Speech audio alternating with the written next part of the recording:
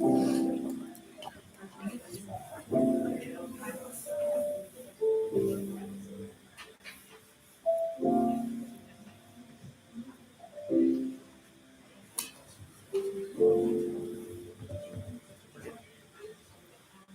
good?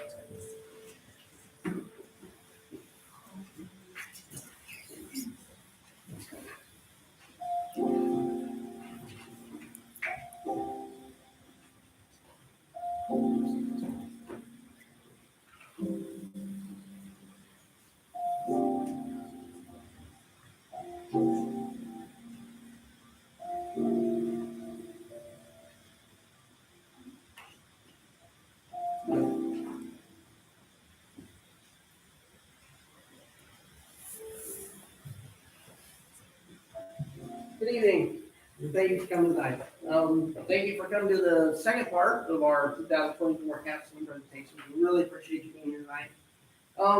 As you watch the screen and you see those faces scrolling behind you, I want you to take a look at a few things. I want you to look into their eyes, look at the smile on their face, and think about how warm these people must have been when they were here. Most of these people, or all these people, I should say, really touched everyone that was around them while they were alive. Now, unfortunately, we didn't get to meet them. But I think through the work that we've done this year, we actually began to know a lot of them. Now, unfortunately, many of these people fell into a rough lifestyle. Some just ran into the wrong person. But some of them had no chance to get out of what was going to happen to them. The thing that is difficult about looking at these cases is that we got to remember these people for who they were and not what happened to them. Now, we've all lost people in our lives, at least most of us have. We've lost them to disease, to age, to accidents. And the death of that person is very devastating. But the difference is we kind of knew what happened to them. Unfortunately, for those that lose somebody to the pure evil of a violent crime like this, they don't have those answers. And to them, and to me, that pain is just unbearable, I would think. So a family that's lost a loved one to violent crime like this, and in the case was whole, it never goes away. It's daily, it's weekly, it's yearly. For some, it's been decades, and they still don't have answers to what happened to their loved one and why. Now that's what we're trying to do. And Cold Case MHS, we're trying to bring these stories out of the darkness of that file cabinet somewhere and bring it back out. And hopefully the right person might hear it or might see what the work the students have done and maybe bring information that they know to the police department. The goal someday is to hopefully have some information that can change the case. This year, we actually did have one in which we found information that was new. And the police in Delaware County actually have reopened the case with the information that we found. We have some other cases in which we possibly may have found some things, and at least we're getting their attention. Police departments are now at least listening to us, not answering us all the time, but at least they're listening to us. We've had some great visits from other police departments that have been willing to work with us and talk to us. We've had great professionals that come and help us. Mr. Chad Jones here tonight, he's here the second day. He actually just volunteers his time to come in and help us. Right now, he's a investigator for the Warren County Coroner's Office, was a detective out of Dayton, and now I've got him hooked in the case that I've been working on for 6 years, and I've been doing some weird things. So, but it's exciting, so it's kind of neat. So I really appreciate that. I want to say a few thank yous. First thing I want to say is thank you to everyone that's here tonight and anyone that's online watching this. We really appreciate you taking the time out of your day to see what the students have done this year. I want to thank our administration because one thing is that you're not going to find this class anywhere else in the state of Ohio. There are a few classes outside the state of Ohio, but many of those started because they called us to find out how we did it and what we're doing and things like that. So it's starting to spread. There are programs out there, college programs, things like that. But I would say that in the state of Ohio, you're not going to get this opportunity to do something like this except for here.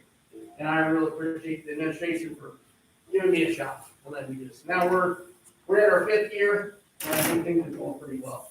I want to say thank you to the parents, one, for being here, and thank you for allowing your students to take the class.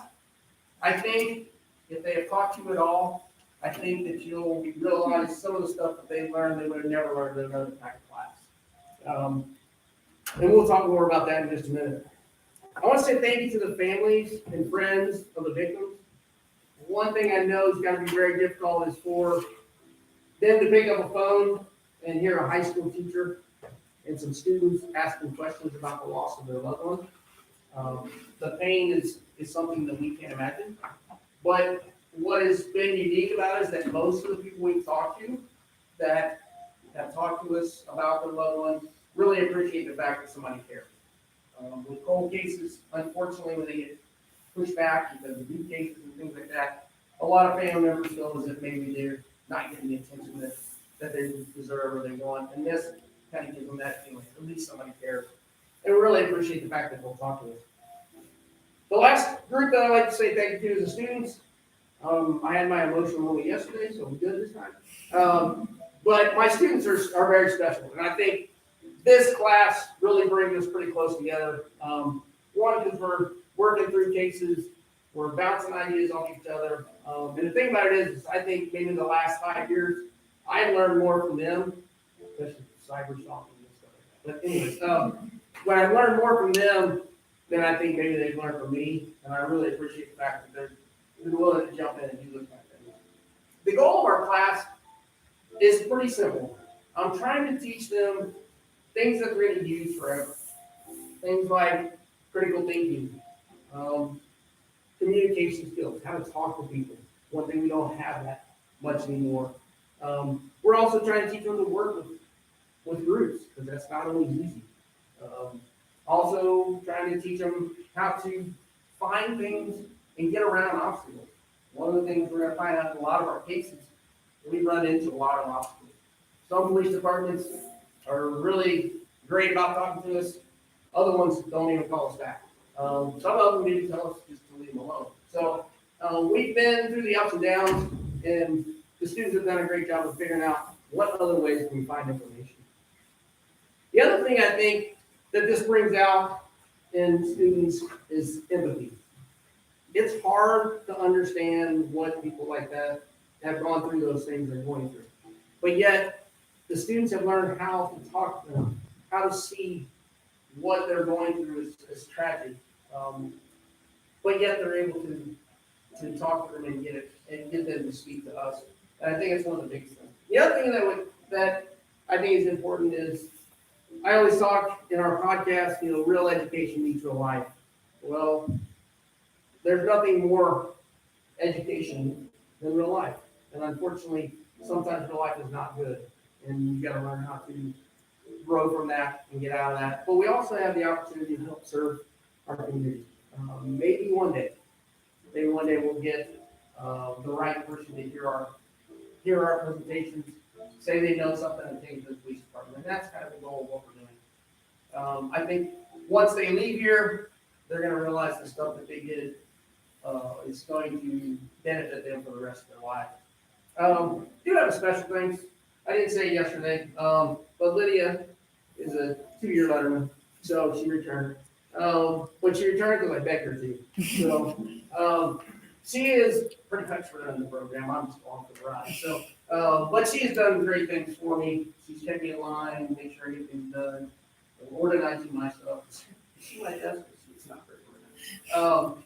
But I want to say thank you to her, because she just helped me with all the video stuff and things like that, which I can do. So she's done a great job. Without further ado, I want to say thank you one more time, everybody, for being here. And we will now get started with our program.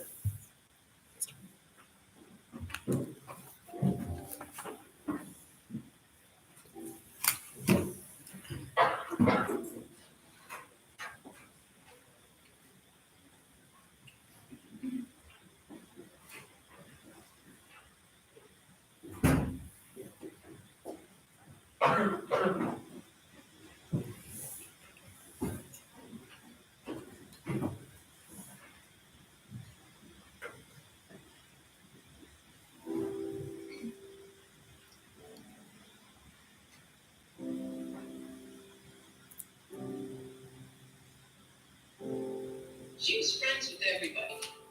There wasn't anybody here who didn't like Leah. She was a little spitfire.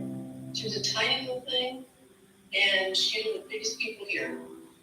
She was friendly and outgoing and very dynamic. She was very dynamic little kid. From the way others spoke about her, she was a very kind, smart, resilient, generous, and determined person. She was friendly to her coworkers, dynamic, and outgoing. She was someone that was not going to let anything define her. She put 100% into everything: her education, her work, her marriage, her child. However, on May 9th, a fire had started in her home, and tragically her life was taken away from her family and her friends. My name is Jan Lee, My name is Jennifer Lynn. This is Gabby Lee. and this is Aaliyah Hartman, and this is her story. Before we go any further, we are not accusing anyone of committing a crime as we have no concrete evidence backing up our theories about it. We only intend to shed light on her story and look for new information to help the authorities in the case. We have kept some of their names anonymous for privacy. As we were researching Aaliyah's story, we were able to contact her sister in spirit, and through her, we were able to talk with the neighbor, John Coben, and we also contacted Aaliyah's boss, Will Tinker. We were also able to talk with Fire Chief Nick Heinrich through snail mail, and he was able to tell us more about the fire. We got the fire report and some scene images from the city lawyer, the witness list, and some autopsy information. And although we only contacted these few people, we tried contacting the newspaper writer and also the captain of the cold case unit in Springfield, but both fell short.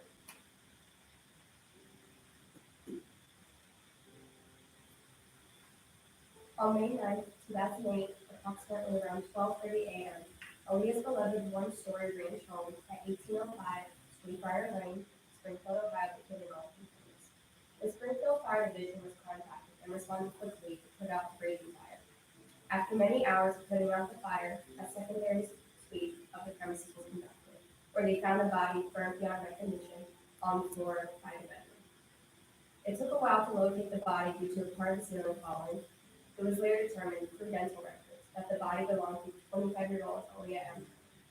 After investigation of the incident, it was determined that the fire had been intentionally set in the case of the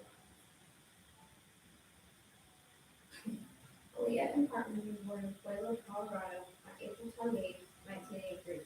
She soon traveled to Springfield, Ohio, and has resided in two different homes since her death, most recently in Sweetbriar Lane.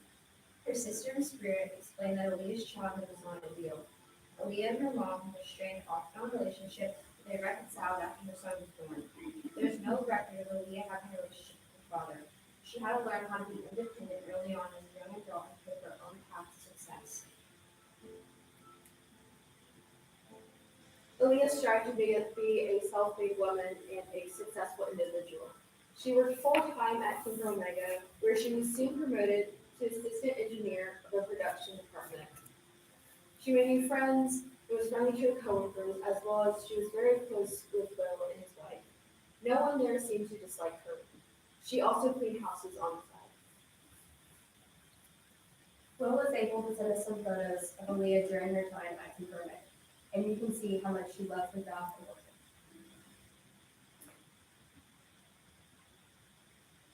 This is a little memorial that Aaliyah's coworker set up for Aaliyah's passing at the work event she was supposed to attend. Aaliyah had gotten along very well with everyone and was friendly to everyone. Her coworkers were devastated upon hearing her. At home, Aaliyah was a newlywed taking care of a newborn baby. Although Aaliyah loved her son, she did not want to be home back to work and school. Yet, her husband Alan expected her to become a stay-at-home mom. Aaliyah and Alan had a rocky relationship, especially after their son was born. Due to Aaliyah's desire for independence, she soon wanted a divorce. Aaliyah didn't live the simplest life, but she definitely made an impact on the woman around her. This is a timeline to help you visualize what we'll be discussing in Aaliyah's life. So Aaliyah's sister in spirit was very supportive of her marriage and actually paid for their wedding. And Aaliyah and Alan had lived together for a while before getting married, and they purchased the home on a land contract. This was the first time that Aaliyah was getting married, but this was Alan's second marriage. However, arguments soon surfaced, and around 2007, Aaliyah wanted a separation from Alan the year that her child Elliot was born. This is a visual to help represent the different relationships that Aaliyah had. In Alan's previous marriage, he and his wife had a child named Cameron. And when Alan married Aaliyah, she sometimes cared for Cameron along with Aaliyah. However, Aaliyah did not get along with her mother. Her mother-in-law helped raise Cameron and felt that the child was hers. Aaliyah's mother-in-law disliked that she became Cameron's stepmother or was the teacher. Aaliyah and Alan's relationship became very toxic. Aaliyah enjoyed being independently successful, but Alan had a different idea of what Aaliyah's future future should look like after their son was born. He saw her as a stay-at-home mother, but that is not what Olivia wanted. They would also argue over Leah's request for divorce. Alan didn't want to separate, but if they did, Alan definitely wanted custody of their son. A week before the incident, there was a trade show that happened only once every 3 years, and Aaliyah was very excited to attend this. And it's speculated that Alan may have known about it, since if she was going, she would have to get a babysitter for Elliot. And the day before the incident, when Aaliyah left, it was speculated that she was going to tell Alan that she wanted a divorce. Will's wife asked Aaliyah if she felt safe going back to her house, and to which she replied, yes. Aaliyah left, and that was the last time that they saw her. While investigating, it was discovered that the fire started in the bedroom and that its cellar had been used. Something odd was discovered. The front door was unlocked when the authorities arrived at the scene. She had acquired a high degree of burns all across her body, so much so that she was partially incinerated upon being found. Internally, she had soot and smoke trapped in her trachea and bronchi. Her lungs and respiratory organs were colored pink because they had failed to function, and she had suffered from a pulmonary edema, which is swelling of the lungs, which declined the rate of which oxygen had traveled throughout her body. We theorize that she had suffered in the fire for a prolonged time. Here's a visual to help you where Aaliyah's injury lied. Aaliyah's autopsy showed symptoms of respiratory inhalation. She also had a minor contusion on her head, which occurs when consciousness is lost or caused by intentional force. There was superficial incisions about her neck that suggests a lot of blood loss. This could be caused by sharp objects or broke against her neck. There were also burns on all of the body.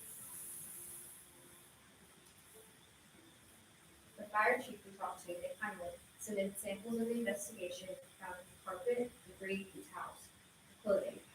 It was concluded that every sample contained petroleum distillate, which is highly flammable. Samples include kerosene, which in Leah home did have in the form of kerosene lamps. Now, some specific motives that may have been behind Aaliyah's death were one, that she did have a very rocky marriage, and there was a lot of tension between her and Alan regarding their child and just Aaliyah's independence. She also had life insurance, which Alan received after her death, so that might have been a possible motive for him to gain. There was also a suspicious neighbor who was a sex offender living at that time, so there may have been a connection. Also, arson could be committed to cover up another crime, for revenge, or to make a statement. And for this case, this arson was definitely most likely used to cover up something. As for next steps, we would like to contact Dan DeWine, a detective on this case, and also the neighbors who were witnesses to the incident. We would also like to look into the insurance that Alan got after Leah's death.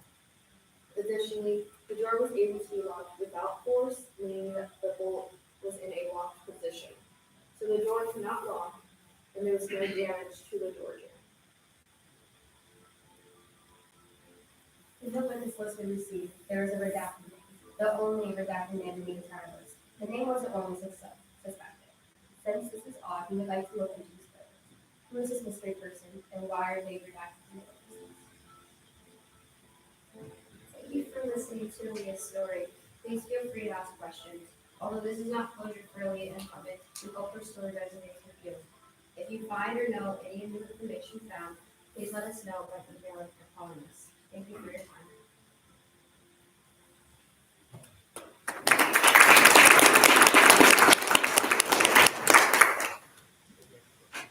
I actually have two questions. One, where was the son during the time of the fire? And then two, as far as cause of death, was it the fire or was it the other, was it crime concealment, or do they know? So we do not know where the son was at the time, and since it was nighttime. He probably was,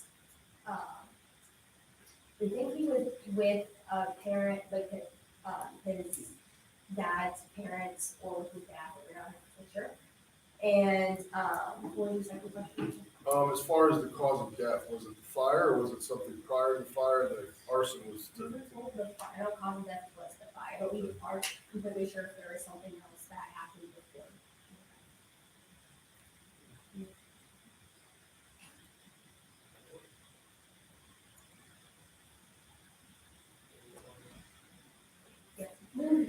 So seeing as how the door was unlocked, do you know if someone or something had attempted to keep her in to prevent her from escaping? So Nick kind of was telling us how, like, that door being unlocked could have been just to let, like, air in to increase the fire. So that might have been that. And, like, the fire, it was, like, the reason why the fire was really big on the side is because it was set in a way where the perpetrator could escape. So having that door being unlocked could have been an easy escape for the suspect. So that's just all speculation. Was there anything else going on in Aaliyah's life? Did she have any financial troubles with anybody? Maybe something involved in her. You said she cleaned houses on the sides that could have potentially led somebody to take this action against her. We know that she did look a little unfortunate, with most things in her life, like with things around her, so that could cause her to maybe in some trouble, but we don't know for sure if there was anything on the side that could have caused her to be in the situation. Is there a reason that the witness name was redacted? Is there any, did they give you any insight as far as to why they would redact the witness's name? The only reason we're given is it was a suspect, we weren't told anything her. So that they changed from a witness to a suspect? Tell them why that was unusual compared to, you said something about the name. You It didn't wasn't the expect- person who we think could have possibly done it, so that was odd, because the person who we thought possibly could have done it was on the list and not the next.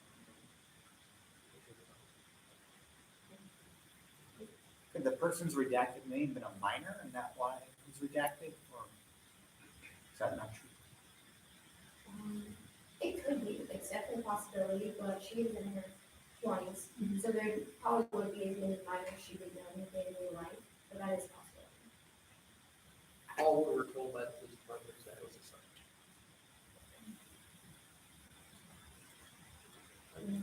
Good job.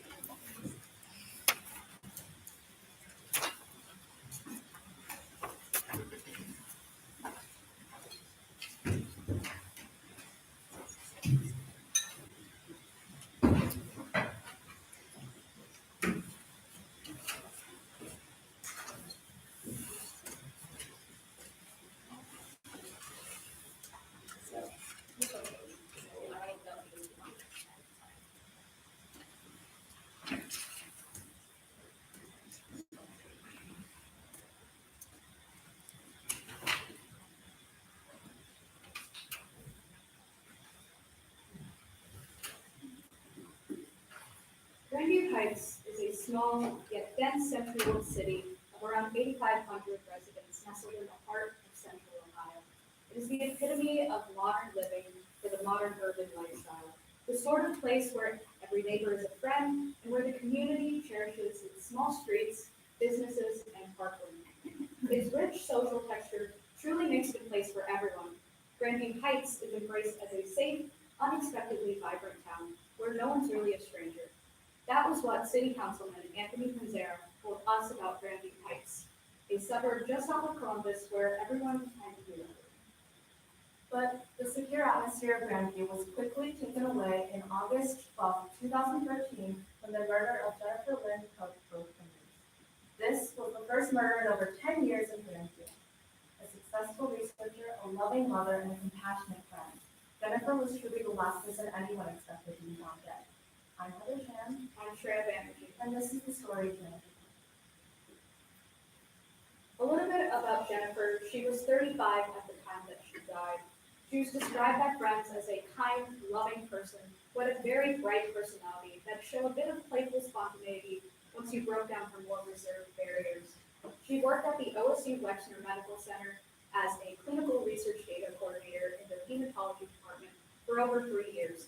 And along with her work, she was a very loving mother to a 10-year-old daughter who she would do anything to spend time with. Oftentimes, she would participate in school activities activities or extracurriculars with their daughter, being known in the community as Girl Scout cookie mom, or just the woman who used to ride her bike around the streets. Along with that, she was a huge patron of local music and arts, supporting her friends in those fields. And she was described by one friend as someone who would, without hesitation, be there for you at any time that you needed. Now, these are a few quotes from her friends that we gathered that we believe truly speak to Jennifer's character. She was both a compassionate friend and a loving mother, and one quote especially struck out to us, which was, "There was no reason to worry about someone not liking her, let alone someone hurting her." This really struck us after we learned about the way that she was not. Jennifer lived in an apartment on Woodhill Drive. On August 11, 2013, her next-door neighbor noticed that her back door was left slightly open, and that her black Volkswagen Jetta was missing from the driveway. Concerned, she called the police, and the police arrived and conducted a welfare check. When they arrived at the apartment, they saw furniture overturned and essentially the apartment left in chaos. They assumed that a robbery had occurred here, but when they went upstairs and into the bedroom, they located the deceased friend. Now, after finding some of the initial information on Jennifer, we did try contacting Grandview Heights PD, but they weren't able to speak to us as they still consider Jennifer's case as an open investigation. But we did get a source in Franklin County who did allow us access to some of the initial incident reports, her autopsy, along with her toxicology. We spent over 3 weeks combing through these reports to kind of get a picture of what happened, and since Grandview detectives weren't able to exactly speak with us, we weren't able to gain any photos of the crime scene. So throughout our process, we were forced to kind of diagram our thoughts and try to picture what happened the day that Jennifer died. With the reports that we did receive, we found that the official cause of death was stabbing to the chest and abdomen.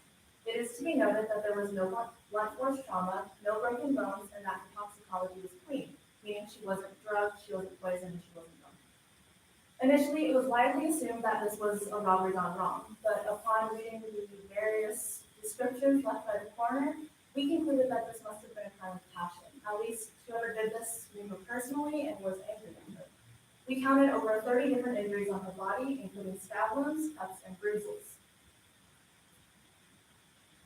Whoever did this clearly knew her and was angry with her. We know for sure that this was definitely a crime of passion and an emotionally charged attack. A little bit about Jennifer's life leading up to the incident. Prior to her murder, her life was reaching a really good spot. She was kind of reaching a peak of both her career and her social life. Now, she was also obtaining new opportunities at work. I mentioned previously that she worked at the OSU Western Medical Center, and over there she was able to gain a new opportunity into researching a new cancer treatment that she was very passionate about at work. Some of her friends were even able to find some of the notebooks and the notes that she took. Along with that, she was at a really good place with her daughter. She was doing great at school. She was still heavily involved. They were still very close. And Jennifer, along with that, was in a new relationship that she was very happy in, and we will touch on this partner in a bit. Along with that, Jennifer's social life was also improving. She was able to attend fun events like Lollapalooza, the music festival, on her birthday, and she overall just told friends how happy she was to be moving on into a new chapter of her life, past some of the previous issues that she had. Overall, Jennifer was just happier before she died. A slight disclaimer before we go on to the suspects and our theories. We are not investigators and nor are we detectives. We are just students trying to get the story back out there in hopes of maybe solving the case eventually. Our theories are purely from articles, contacts with friends and family, and reports that we were able to acquire. Our theories additionally do not necessarily represent that of the police. So jumping into some preliminary suspects and people of interest, the first person that we looked at was the boyfriend that Jennifer was involved with. Now, we weren't able to gather a lot of information on him, but we do know that he was either a grad student or a teaching assistant at OSU, and despite not being together for very long, only around a couple of months, both Jennifer and this new boyfriend grew very close in the short amount of time that they were together. By friends, he was described as treating her very well, very kind to both her her daughter. They wanted similar things in life, like having more children and building a family. And along with that, we kind of cleared him from our suspect list because the police pretty much cleared him very quickly. He wasn't at the scene of the crime the night that Jennifer died, and he didn't live very close by. So, the police kind of cleared him pretty quick. One of the first people we suspected when we found this case was Rick. Now, his name wasn't actually Rick, this was an alias we're giving him for the purpose of this presentation. Rick was Jennifer's first ex-husband and also the father of her daughter. He often got the daughter on weekends, and this was one of the weekends when the murder occurred. Initially, we thought perhaps he was holding a grudge. With the child in the picture, it's easy for them to have some kind of long custody battle, maybe he didn't like the outcome. They were also exes, so maybe there was bad blood between them. But when we talked to many of her close friends, it seems like they didn't have any bad blood between them. If anything, they had a good relationship with each other. We also know he was one of the first people questioned by the police, and there wasn't much follow-up, so it seemed like the police didn't suspect him very much either. Throughout all of our phone calls that we had with friends and family of Jennifer Cook, one name kept popping up. And for the purposes of this presentation, we will be giving an alias, that being Daniel. Now, Daniel was Jennifer's second ex-husband. They married pretty quickly in 2011, but just as fast as they got together, they divorced just as fast, just the very next year in 2012. Daniel even remarried 6 months after Jennifer's death in 2014. So despite the initial sense of security that Daniel provided Jennifer, who was a single mother, still working, trying to do the best for her daughter, they did separate due to differences in parenting styles. Now, one thing that Jennifer really valued in all of her relationships with men was that how they treated her daughter. And the way that Daniel was described to be treating her was very militant. He was kind of a more exclusionary stepfather rather than a welcoming presence. And this was something that Jennifer didn't tolerate at all. Now, both of them did live in Grandview. Daniel still lives in Grandview today. Jennifer got to stay in their house at 886 Woodville Drive, and Daniel moved just a couple of streets away on Virginia Avenue. Now, on the map over here, we kind of show exactly how far apart they were. Jennifer's down at the bottom, their house, and Daniel's just up north, just a 2 or 3 minute drive away from the house. We know that during their relationship, and even after their relationship ended, Daniel had a lot of control over Jennifer. So much so he would often know her location when they were separated. So, for example, there were times where she would go to places outside of her usual hangout spots, and he would just happen to show up there. As we said earlier, they lived just a few minutes apart, so there were many times when he would show up at her apartment completely unannounced. We also know that, especially during the relationship and even after the divorce, he kept track of her finances. So much so that there were multiple times where he would invite himself to go to the grocery store with her, whether or not she liked that. We also know this wasn't the first time he exhibited such controlling behaviors. We found a restraining order from one of his exes, and we were told of another ex who went as far as fleeing the state to escape him out of jail. Now, the night of the incident, one of Jennifer's friends, after they noticed that she was missing, did call Daniel to inquire about Jennifer's possible location. Now, she didn't exactly want to talk to Daniel about this. However, her logic was that if Daniel typically knows where Jennifer is and shows up there, maybe he'll know this night. But that particular night, Daniel claimed not to know at all where she was.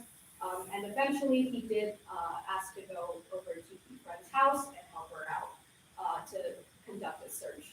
Now, they didn't really find anything much. They didn't notice the back door open or anything like that. So Daniel did volunteer to just go back home and maybe inquire a bit more. But just 3 minutes after he left Jennifer's friend's house, he called back and said that he found Jennifer's car. Her car was just 1 street away on Palmer Road. But the thing about this that we found suspicious was that the car that was placed there wasn't exactly on his usual path home. Daniel probably would have had to take 3 lefts in order to take that path home instead of just taking 1 simple right up north. And despite all warnings not to touch anything or enter the car, just to immediately phone the police by a friend, Daniel did enter the car, touch the steering wheel, and kind of just went through her bag that was in there at the time. The keys were on the front seat, so that's how Daniel got access to the car. We spoke to a mutual friend of Daniel and Jennifer and some of her other friends, and we wanted to ask, was this just weaponized incompetence, or was he just generally just reacting to a situation he wasn't aware of? And what we found from this friend was that Daniel was a pretty smart guy. In a case like this, where his ex-wife was missing, no one knew her location, and her car was randomly found abandoned with the bag in the front seat, friends do say that he probably would have been smart enough to know not to touch many things and just immediately call the police. This wasn't something that he did the day of her murder.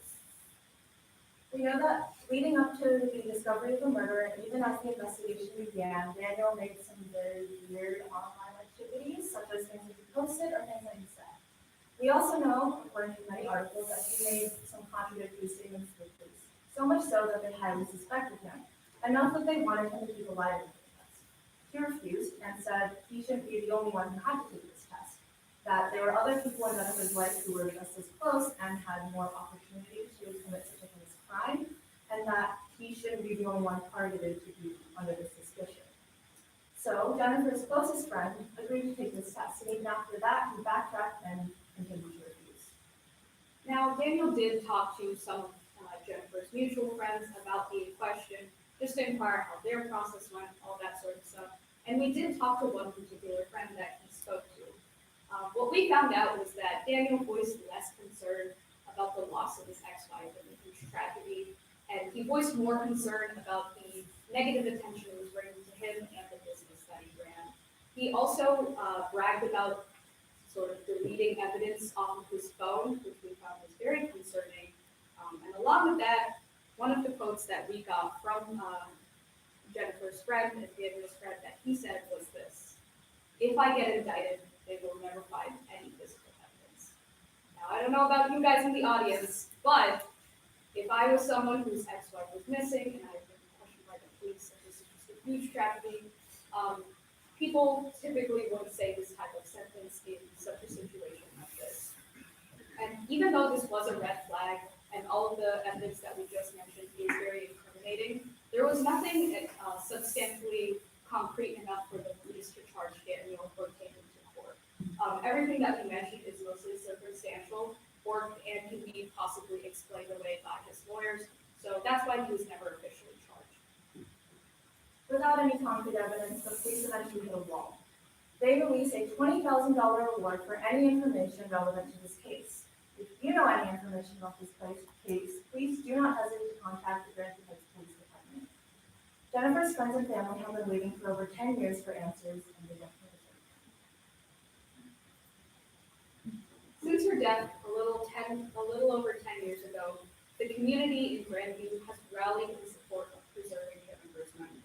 They've done things like donating to the Jennifer Cook Memorial Fund, participating in something called the Lady of the Lake Festival, and even erecting a plaque in her honor. Friends and family also placed sunflowers on the bench in front of the public library over there, and sunflowers were Jennifer's favorite flower. When Jennifer died, the sunflower in her loved one's lifestyle. Someone who is bright, happy, resilient in the sunshine in people's darkest times will suddenly put out. In honor of Jennifer tonight, we have sunflowers with us. To other people, they may be simple flowers to represent happiness, positivity, admiration. But to us, and to everyone who cares about Jennifer, these vibrant flowers will forever represent the beautiful life of someone who is a wonderful mother, friend, and daughter. Thank you to everyone who helped us throughout our investigation, and thank you for listening to Jennifer's story.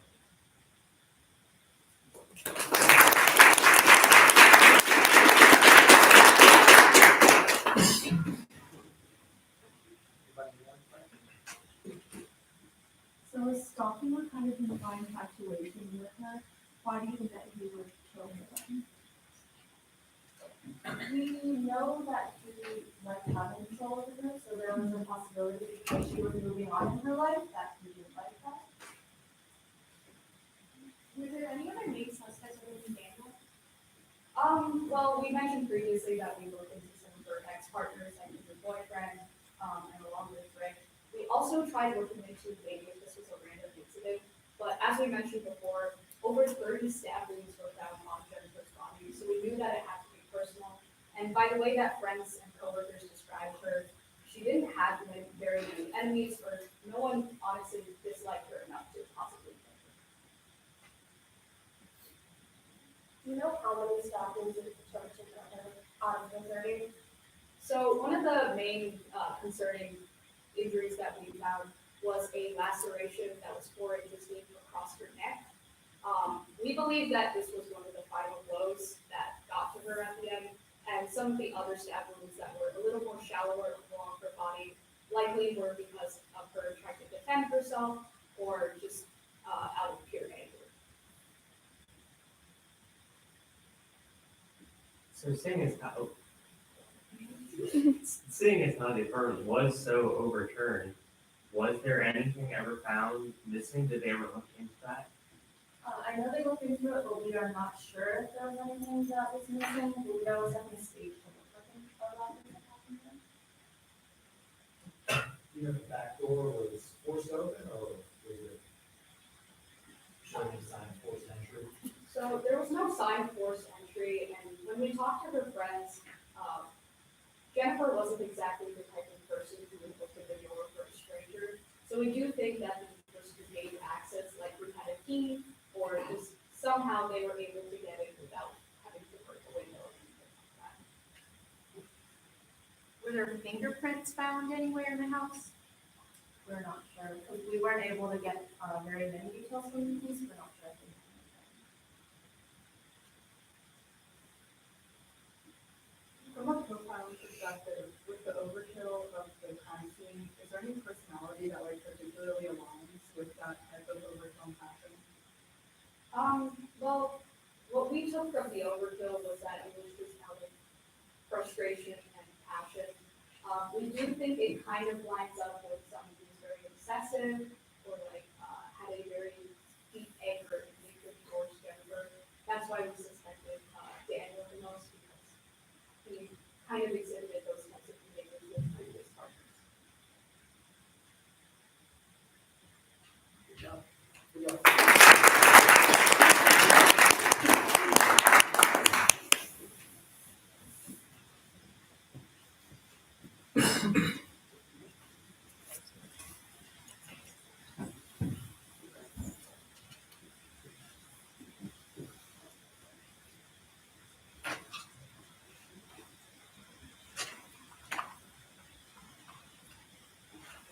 Before we begin, I just want to thank everyone personally for being here tonight. We've all worked hard on these projects, all of us, and it means a lot to us that you can all be here to be a part of our mission. This is Mackenzie Brennan, and I'd like to tell you a story about Mackenzie. In third grade, she would get up with her father Donald to wake up her younger brothers for school. She helped cook meals, and she would walk them to the bus stop. She would always ask her father for spare change to bring to school with her. Her father never understood why, but he would give her some. He later found out that she was bringing change for kids at school who could not afford breakfast or lunch. This was of her own accord. At 8 years old, Mackenzie was a bright light in a dark, unforgiving world. How many of you have children? So most of you. I'd like you to think of all the things you love about your child. Maybe it's the way they smile, the way they laugh, the feeling of their arms around you.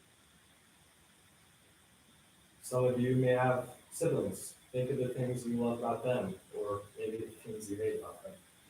The little things that don't mean much now, but mean the most when they're gone.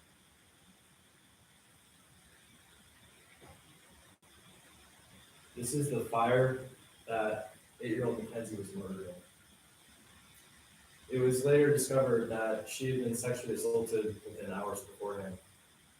Her father and her brothers only have the memory of her smile, of her laugh. Her life was stolen from her, and she was stolen from them, from us. This is her gravesite with her original headstone. 8 years old. She would have been 27 next month. We're here today to tell her story in the hopes that it may lead to future resolution for both her and her loved ones. This is Mackenzie's story. So for the sake of our presentation, we're gonna be using fake names for certain individuals, and we also don't want to make any accusations when telling the story. We also like to make a note that we're unable to come in contact or get in contact with the Fayette County Police Department. So all of our information, or a lot of our information resides in the character witness. So on the night of April 27, 2006, in small town Jefferson, North Ohio, at 7 East Walnut Street, a fire broke out in the foyer of the house, spreading up to the right upstairs bedroom of 8-year-old Mackenzie Franklin. The cause of the fire may have been caused by an old nursing unit, this is just reference that it was an old nursing unit. It was broken and often spewed fluid, but we also have the possible suspicion of gasoline being used as an accelerant for the fire. Mackenzie was discovered in the rubble of her room, laying in her bed, and she was later driven to the hospital where she was looked at, but then later driven to the coroner's office after the fire was then determined as arson. And swabs were taken of her, and signs of sexual assault were discovered. So we had the incredible opportunity to speak with both Donald Grant and her father, as well as Jamie Zimmerman, her third grade teacher, who's still teaching to this day. When we contacted her, she said that this has been a tragic part of her career, especially considering it was early on. Both of them have been vital to learning more about who Mackenzie was as a person, because at 8 years old, you haven't left your mark on the world yet. You know, she was never old enough to have her first job, her first love. She never graduated high school. So it's people like this who are close to her that are important. We also contacted Ron Steeman, the fire marshal on the case. However, since it's an open investigation, he couldn't comment. We attempted to contact the police department, but we could not get a response. And then we also attempted to contact some reporters who mostly gave us information regarding that. Donald in particular has been continuing Mackenzie's fight. He has kept her story alive. And honestly, we would not be here today without him. He has been very important in giving us information that we have today. So Mackenzie was in third grade at the time, 8 years old. She went to Jeffersonville Elementary School, which is a tiny school, or was a tiny school, with a couple hundred students and a handful of teachers. Nothing like this. This is her here on the left. Notice she's not smiling. We didn't know Mackenzie personally, so this may have just been her personality, but it could also have been a sign of something happening prior. In her teacher and Donald's own words, she was very caring, outgoing. She was just a bright soul. She talked a lot. She had multiple friends. In Donald's own words, she was a protector. She protected her brothers and her family. Unfortunately, her protective nature may have been too much, as she may have been protecting her family from the truth of what was happening at her mother's house. But before we get to that, I want to point out these pictures. These were taken hours before she was murdered as school photos. It was normal for the schools at the time to take photos in the spring versus the autumn when we first get into school. These two photos are important because Donald spoke to the photographer who took these, and the photographer was having trouble getting her to smile for the photo. Again, we don't know whether this was just Mackenzie being Mackenzie, or if this was something important. And when you look specifically at these marks on her arm, especially her upper arm and her elbow, this kind of paints a picture of what may have been going on. We believe that she may have been being abused at her mother's household, and based on other information we have, this is very likely. Her younger brothers have multiple documents documenting evidence of abuse that they sustained. The town of Jeffersonville puts on fire training every year for the kids.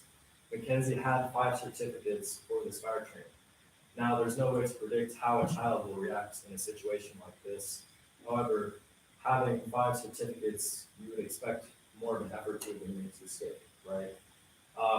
Her mother's boyfriend, and I'll get into that in a second, her mother's boyfriend says he banged on the ceiling below her room with a broomstick to get her attention, and he heard her calling back. So, assuming that was true, she was conscious. However, she was found on her bed, buried in rubble. She could have attempted to escape out of either of the windows by her bed. One of them was not even touched by the fire. However, again, she was in her bed. She could have been screaming for help or any of those things. And then just as a recap, her father Donald and her mother Sharon were married but separated at the time. Sharon was living with Billy, her boyfriend, and that was the household Mackenzie was in at the time. They were her caretakers at the time. So the investigation of the crime was certainly a messy one and involved a lot of unorganized evidence and hidden secrets that revealed themselves as we dug deeper. Mackenzie and her brothers experienced a lot of abuse throughout their lives and were introduced into a world of hatred and hate. Even before the tragic event had happened, there have been many medical reports of the injuries the Rainham children have suffered under the hands of the people that they called their guardians. What was supposedly happening at the mother's house was terrible. So back in 1998 in South Dakota, Billy had accounts of assault against a 2-year-old boy, and he had marks against his rear. And on that same year, Donald was doing his nightly routine with Harrison, and while taking a bath, he found a rash along his back. While being checked into the Fayette County Memorial Hospital, they later found abrasions and bruises along that same area. And so leading into 2004, we found more records from the Fayette County Memorial Hospital. And so here is a scar against a 9-inch scar against Harrison's side, and we believe that this was Harrison's attempt on escaping a dog that they sicked on him and him jumping into a truck that he later got this scar from. And so leading into 2005, there were more reports from the Scioto Valley Mental Health Center where Donald and children talked about their abuse for Sharon and Billy. So 2006, the year of the crime. Many investigators talked with Billy, and this is a brief quote from Billy talking about what he was doing that night. And he said that he tried to help Mackenzie by grabbing the ladder from a shed. And when he climbed up to the window, there was too much smoke for him to get through, and he was unable to save Mackenzie, which we found later to be untrue, because the shed was untouched and the ladder that came out was untouched as well. Mackenzie's body was taken into investigation, swabs were taken, clothes were stored away, and the toxicology lab report came back, and there was talks of antihistamines found in her system that induced sleep, but they did not find them in her system, and it's just been hearsay. And a rape kit was done, but it was not taken into evidence as well. That same year, the swabs came back positive, and they found reports of sexual assault. Billy, Donald, and one of the uncles, they were all brought in for questioning. They all denied ever having to do anything to do with the fire. But the strange thing was that one of the uncles, he was brought in twice, and he claimed that he had no idea that Sharon's house had burned down before his brother had woken up to tell him the news. So we were unable to find any more documents leading into 2017, and the investigation is still being worked on. And there were multiple DNA tests that were filed, but they were all denied. So when you look at the case, you can kind of start to paint a picture of the offender, their personality, what they may have been like, what we call profiling. In this case, we believe that the offender was not an arsonist. This was a one-time crime. They left clear evidence as well as DNA evidence, which is not typical of an arsonist. In addition, the fire was set inside the foyer, which is just inside the front door. So this individual would have had to go inside the house. Not only that, but everyone was home at the time. It was about 1 a.m, so they would have been sleeping, but that's still very risky behavior for someone to have taken, especially when there are guns displayed on the walls inside. So clearly, the homeowner is also a gun owner. It's always possible that there is more than one offender, however, we think it's unlikely. One of them at least had to be male, considering the DNA evidence. They most likely left, they most likely left through the front door. They would have had to have been cold, void of emotion to commit a crime like this. There are a lot of ways, unfortunately, to murder somebody, but if you are intending to murder someone with a fire, that is a different kind of cruelty. Um, it's painful, it's cruel, it's damaging, not only to her, but to the house, to the property. It's very destructive, and that's important when you're considering the kind of person that may have done this. I just want to reiterate that when we go over these possibilities, we're not accusing anybody, these are just for the sake of possibilities. That being said, one of the obvious possibilities is Billy. He was known to be abusive, like we spoke about. He gave unusual punishments. He doesn't smile in pictures, which may seem minor. However, every picture we found of Billy, he was not smiling. In fact, he looked angry. That's not normal behaviors for somebody, right? Especially when everyone around him is smiling. Now, this may mean nothing, but this could also be a sign of something psychologically different between him and the rest of society. He also has capabilities for human trafficking through his job as a trucker, which I'll speak about in a bit. He was always out driving his semi-truck when Child Protective Services would visit. Very convenient for him. This kind of just shows the dishonesty of him. He allegedly purchased gasoline soon before the crime. Supposedly, there was gasoline flash patterns, so it could have been either kerosene or gasoline that started the fire. This doesn't necessarily mean that he was the one that set it, but it could explain where the gasoline came from. He also claims he attempted to save Mackenzie like he was talking about, which was later deemed false. The ladder was still in the shed, untouched, and he was too short to have even reached the window, so it didn't make sense that he would have tried to use it. Sharon, as well, we believe may have been involved. She didn't tell firefighters about Mackenzie being in the house, and she is her own mother. She didn't say a word. Mackenzie was up there for 20 minutes after the firefighters arrived until a neighbor told the firefighters that Mackenzie was still in there. Sharon did not say a word.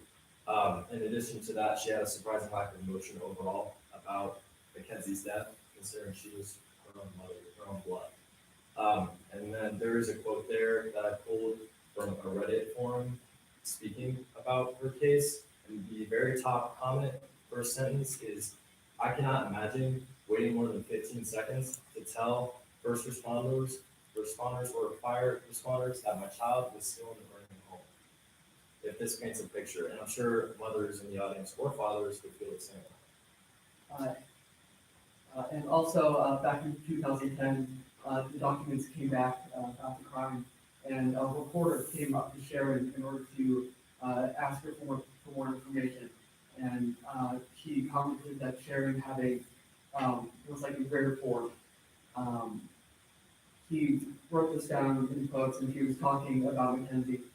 She said, "She looked so peaceful. I stood there by her bed, looking at her, and she looked like she was sleeping. She didn't suffer."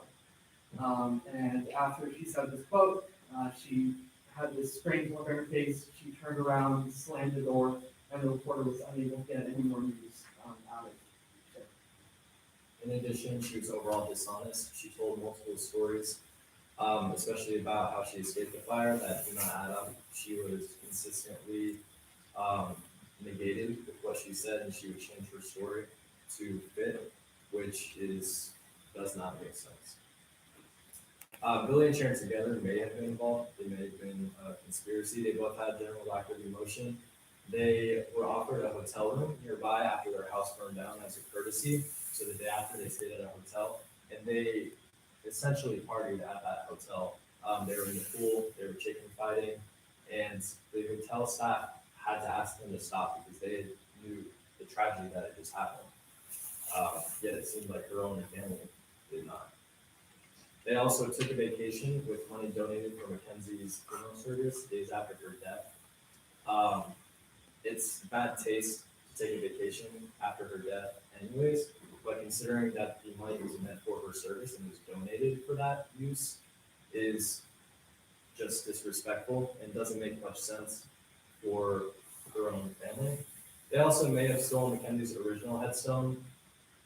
This is more minor. We aren't exactly sure why they would have taken the headstone, but allegedly they took it to their grandparents' house in Kentucky before dumping it in the Ohio River on the way back. And it was replaced. She also had two uncles, both of which could be culprits. Both of them have histories of inappropriate behavior with each other. One of them in particular was questioned twice with a lie detector about his inappropriate behavior. He failed both of them. The other was at the house within hours before the fire. It was never interviewed in relation to the investigation, so that could be another way to pursue. As part of this cold case class, we're taught to look at every angle, leave no stone unturned. So we were not able to contact the police department, so we only have one side of this story. This is all alleged. However, that being said, it's always good to consider all possibilities. So there are rumors of one of the officers of the department being involved. We have no concrete evidence of this. However, assuming this was true, he would have been married to Billy's sister, so distantly related, and that could explain some of the mishaps in the investigation as well. They lived this is taken from the house, they lived directly up that railroad track, just behind that barn. There are no obstructions in between, it's a small town, there was not much light, likely not cameras, it's a great entrance and exit route, assuming that it may have been him or someone who knew the officer. I kind of mentioned this earlier, but human trafficking, there are also rumors that Mackenzie was being trafficked through Billy's trucking job. He would have had capabilities to transport her to a lot of different places, and he would have been trafficking her, likely for money or drugs. Mackenzie's profile fits that most common of trafficking victims, which is young women, especially in rural areas. Unfortunately, most trafficking victims never escape.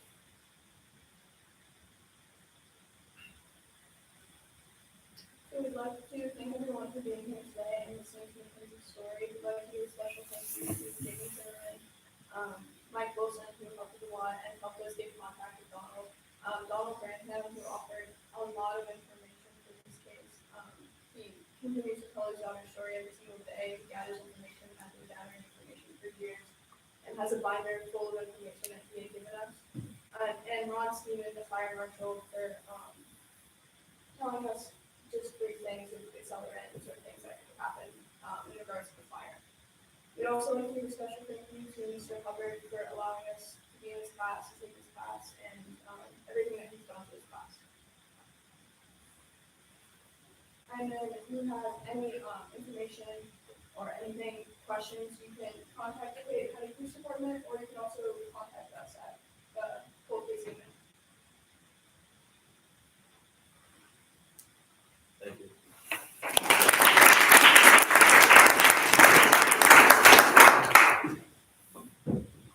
Anybody have a question? You mentioned that a rape kit was done, but it was never entered into evidence. Is that something that's common, or is that something that's lost that can be entered in later as possible evidence? Yeah, so there are some complicated things in the investigation that are not exactly clear. As far as we know, I believe the rape kit was done, however, it was not considered that it might have gotten lost until a long time after the fire occurred, and they actually re-exhumed her body 17 years after to try and find more DNA evidence after finding the rape kit. When she was found in her room, you said she was found conscious. Was she clothed or unclothed? Or what are your thoughts on how she reacted? So when she was found in her room, she was, if not already deceased, she was unconscious. She was wearing a white tank top as well as underwear that was multiple sizes too large for her, which is also suspicious. But as far as we know, she was already, if not dead, she was unconscious. So you mentioned how her mother and his boyfriend had to kind of make their own escape. So did they ever claim in any manner to see someone setting a fire or see someone escaping as well? As far as we know, no. They were sleeping. I think they were woken up to the fire, allegedly. And then as for escapes, Sharon told multiple stories. One that she didn't tell, however, was the one that Billy told, which was that he and Sharon broke out one of the second floor windows. So I think you mentioned something about Kenzie's brothers having, like, being reported to have been abused by Sharon. If Sharon and Billy, were Sharon and Billy known to be abused by both of them, or was it just, Yeah. So I think Billy in particular was going to be abusive. Sharon had moments that seemed suspicious, but were kind of brushed off as accidents. But yeah, Billy in particular was known to be abusive. So did she mainly live with her mother and her mother's boyfriend and not with her father? So she actually, all three of the kids lived with her father most of the time. However, her mother Sharon had essentially asked her to stay with them for a couple months, and it was during that stay that the event happened. Were there any other, like major wounds when she was found, like other than like the burn? So it was primarily just burns. Her cause of death was ruled to be from smoke inhalation. We did see the photos. She was partially burned in a lot of areas, but as far as we know, there weren't any other wounds. What was the reason behind her staying with Sharon, and then were there also any fire alarms in the house or anything of the sort? So we're not, I don't know anything about fire alarms. That's a good question. As far as why she was staying, we aren't completely sure. Sharon, according to her father, Sharon invited her over as well as one of Sharon's other kids with a different father, over as like girls with girls and boys with boys. That's what her father said, but reasoning, I'm not sure. There's always a possibility that Sharon may not be as involved as we think she is, and she genuinely just wanted her over there. because of the abusive nature of Billy and also Sharon's, second moment that you mentioned, did Sharon and Mackenzie's father have a good relationship with him?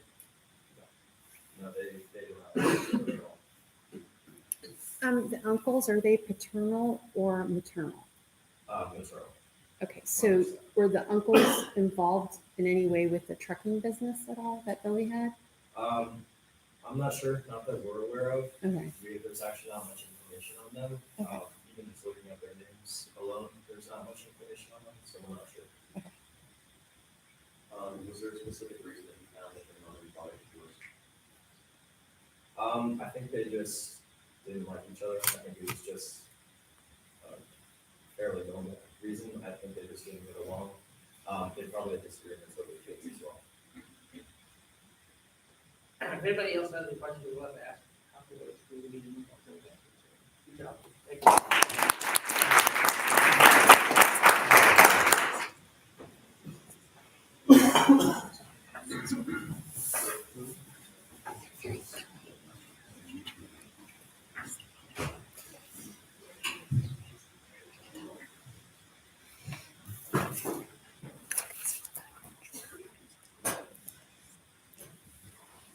I want you to imagine yourself in your late teens to early 20s.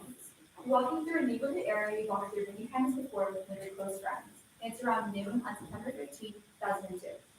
You and your friend are walking through a wooded area through a vacant lot.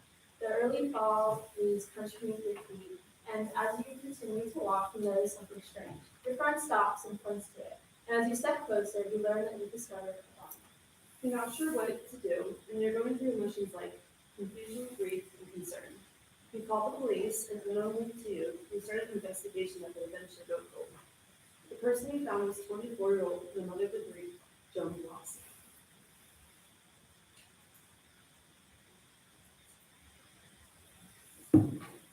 Joan graduated from Northwood High School in 1997. She played volleyball and enjoyed music. She was very social and made friends very easily, according to her friends in high school. She had 3 sons, Jesse Jr., Jay, and Joseph. She married Jesse Palacio shortly after graduating high school and lived with her mother during high school, but had multiple addresses throughout Toledo during and after high school. Once she graduated, she moved out with Jesse and lived with him for briefly, and then eventually lived in her own little house with multiple different girls. The mother and father to Joan was Barb Angel and Joseph Gomez. Barb Angel married Joan's stepfather, Larry, and had 3 children. Joan married Jesse and had 3 kids. Their family dynamic was not your stereotypical loving family. Unfortunately, there's a lot of toxicity, and the relationship that they had was very strained, much like the relationship with her husband, Jesse.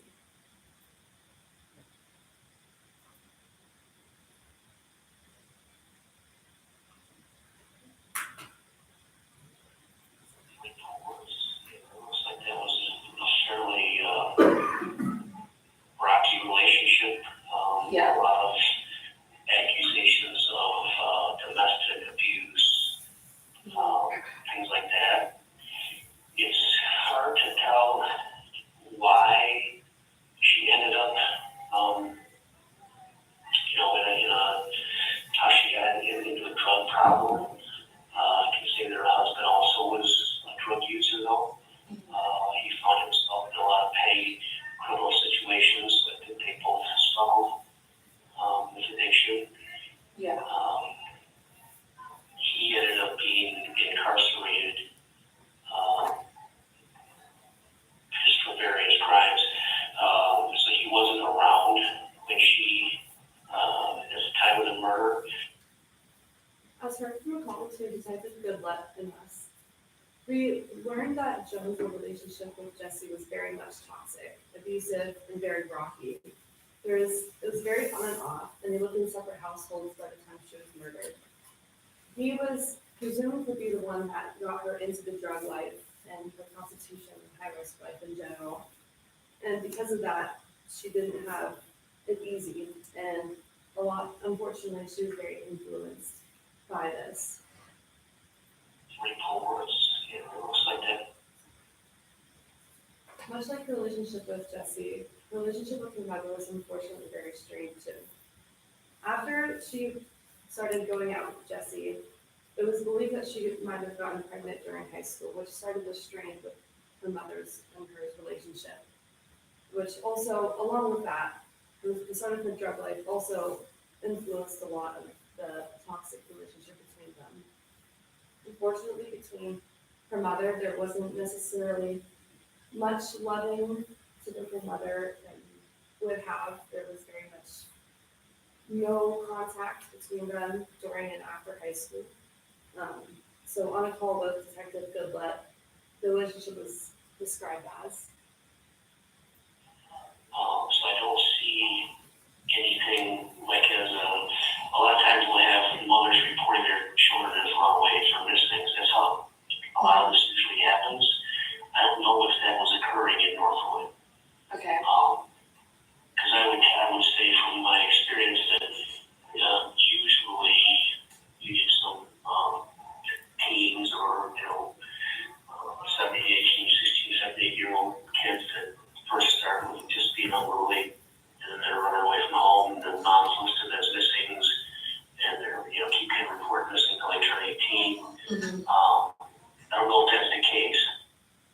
Let's see, as heard in the audio, what we found unusual throughout our research was that there wasn't much any information regarding her communication with investigators, nor article or nor news reporters. The only thing that we were able to get in contact with, the quote that she said from the article was very blunt and straight to the point. She just said, stay bubbly and happy. There's not much detail as to who she was. It was very short, which says a lot about their relationship, unfortunately. Going into what happened that day, Joan was found near dumpster on 966 Oak Street in the neck of the woods. and her cause of death was strangulation and blunt force trauma, which shows that there was a violent demise and that the person who committed this crime to her was violent and it was an intentional attack. This warrants a deeper investigation into her case and how exactly she was placed there and why she was placed at a certain location. And again, like I was saying at the beginning, she was found by two young girls walking by around 12 p.m. and that warrants for her being murdered or placed there around 2 to 4 a.m. on that same night.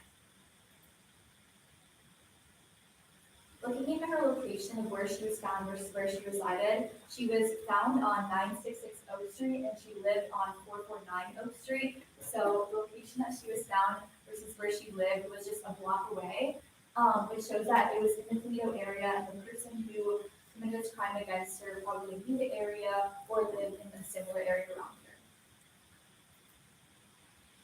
A discretion warning. On the next slide, we're going to be showing photos of the crime scene as well as her body. So if you're uncomfortable with that, feel free to step out at this time because it will be showing her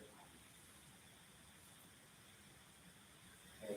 So looking into where she was found, again, it was in neck of the woods and by a dumpster, and her body was placed right there. And when folks were walking by, it was pretty obvious where she was, and the person didn't really make an attempt to hide her body or to place her deeper in the neck of the woods. People wouldn't see her when they were walking by, which shows carelessness, recklessness, and again, she had blunt force trauma and strangulation, which is violent. And we are showing these images to provide a sense of description of how she was found, where she was found, and some background into why she could have been placed there, and the killer's instincts, and maybe what was going through their own placed her there. Okay, for the autopsy, she was just found in ordinary clothes. She didn't have anything missing, and there were no signs of sexual assault. The autopsy ruled that the cause of death was internal trauma and strangulation. In the diagram above, I have some external trauma diagram. The red is supposed to represent the abrasions that was found on her. So we believe that she was dragged to this area where she was found, the 966 Oak Street. Autopsy report proves that as well, and we believe she was dragged by her feet. One thing about her that was noticed was that she had a lot of tattoos, and she had two tattoos that named two names, Shane and her husband, Jesse.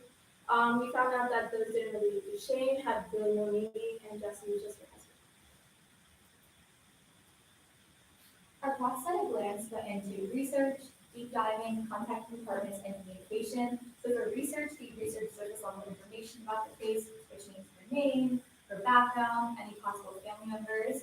And for our deep dive, we found different family members that could have been connected to her, like her husband she married, and her mother, and any brothers or siblings that she had via Facebook. And contact departments went into departments like the coroner's office, legal police department, Lucas County Police Department, and more. And for communication, we communicated with many different people to get more information about her case, which Anna and Megan will go into. So for our research and deep dive, we started out with researching with her family, which family members we could contact and which family members we shouldn't contact. We ended up contacting 3 family members, but unfortunately none of them reached back to us.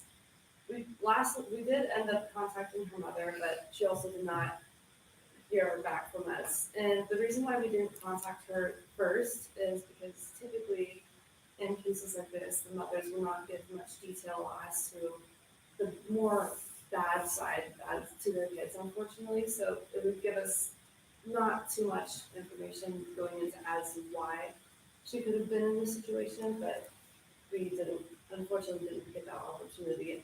But we didn't let that stop our process and to investigate more deeply into who she was. Even though we weren't able to get a hold of the family, we decided that we wanted to mark the police department in the coroner's office and send any news articles or anything that could give us more information. We had originally sent a FOIA request to the Lucas County Police Department, but we still hadn't heard back. So then we decided to reach out to the coroner's office. But when we didn't hear back for a few days, we decided that we would do a deep dive into news articles.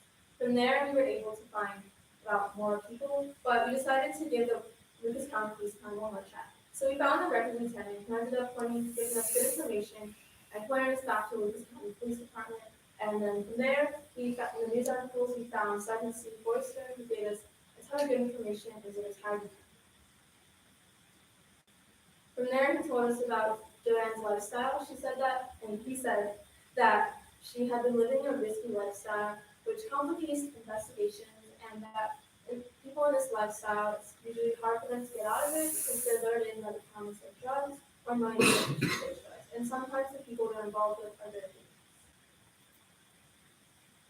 For our communication process, we were able to reach out to 3 people. Steve Forrester, who is retired sergeant, and he led us to Lieutenant Dan Gergen, who is the lieutenant of the homicide department for Toledo, and Detective William Goodlett. All these people have given us lots of opportunity and information regarding Joan's lifestyle and who she was as a person leading up to her death.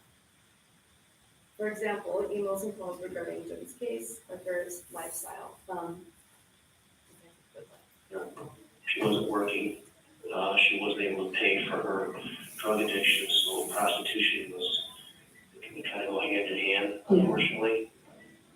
So there's some missing gaps, like how did she go from a high school graduate to prostituting herself to support a drug habit? That part I can't really fill you in. I can only just tell you that it looks like it gradually went from a poor marriage with lots of reports of abuse to then being with a husband who was drug addicted, and then she appears to have slipped into the same lifestyle. During this call, this allowed us to gain a lot more insight on her victimology as to why she was in the situation that she was in. Looking into a possible person of interest, we looked at Delmas Colvin. He was a serial killer in the area between the years of 1997 and 2005. He was convicted of 7 murders using DNA analysis in around November of 2005, and he typically murdered people who were of a similar profile to Joan. They were usually young females in their early 20s to late 20s, and they were all in the same profession as Joan, and they all fell into prostitution usually. And most of his victims were sexually assaulted. Joan showed no signs of sexual assault that they were fit to found on her. But again, he's only sentenced to 7 murders, and there could have been many more that he did not admit to. He's currently sentenced to life in prison and is based at Lebanon Correctional Institution. Unfortunately, unfortunately for her death, this isn't necessarily fair. She didn't have it easy, and she was put into a bad situation, lured with drugs and prostitution due to her husband. Even with the circumstances, she was still that bubbly, friendly, and social girl that she wasn't described as in high school. And that's what counts in the end. Finally, we would like to thank all of you for listening to us tonight, and thank you to Mr. Hubbard for providing us this unique opportunity, and special thanks to the Toledo Police Department, Detective William Goodlett, Lieutenant Dan Gergen, and retired Sergeant Steve Forster. Thank you.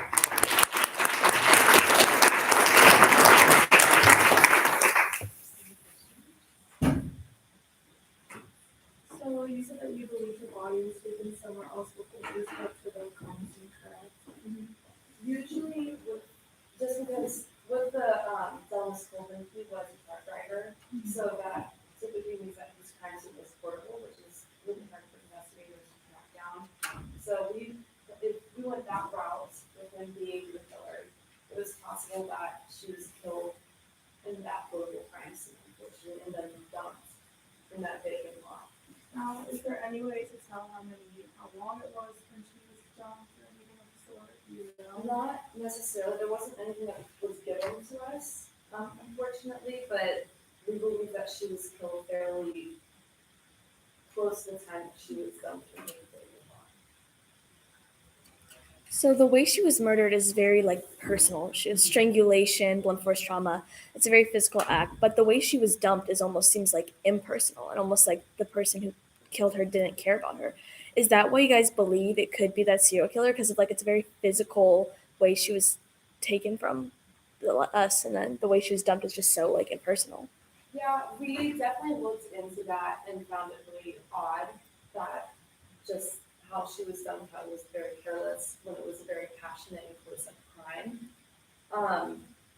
Unfortunately, like, we don't have that much information with any other suspects, so we were really only led to believe that it was just a almost careless for him, as if she was nothing, unfortunately.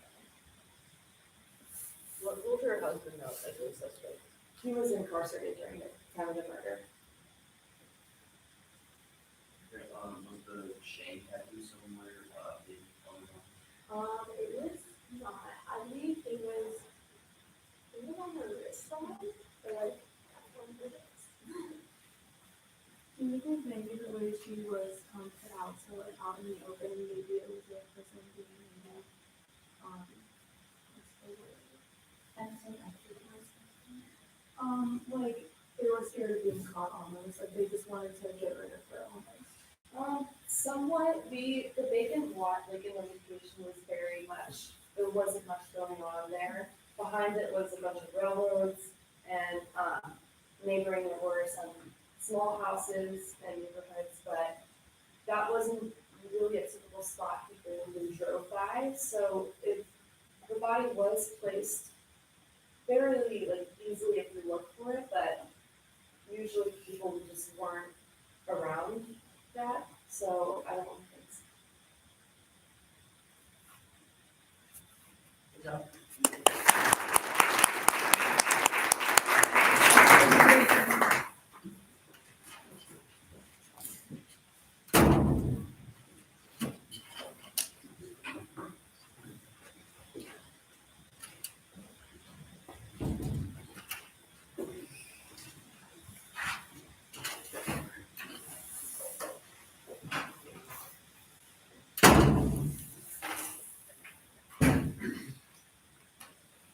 So I'd like you all to imagine your worst day at work. We've all had it. We're all staring at the clock, waiting to finally get home. Be able to enjoy our night in the security of our own homes. That was the case with Franklin J. Benedict, but unfortunately he wouldn't be able to enjoy that security because when he returned home, he was shot in his own apartment.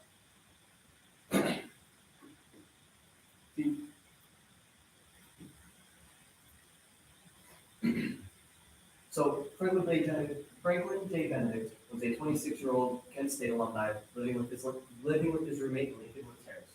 They'd been roommates for 3 years, and they had gone to the same college, worked at the same place. They'd been friends for a very long time.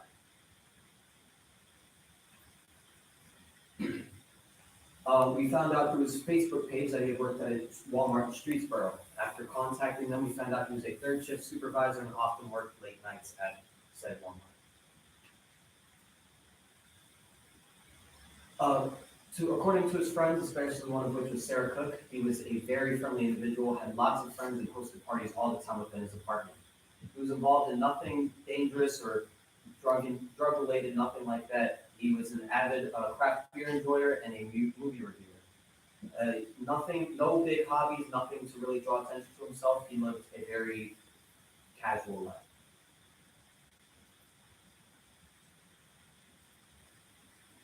Specifically, when we talk about the day of the event, Franklin actually wasn't even supposed to work that day, but he decided to, as he does as a caring person, cover somebody else's shift.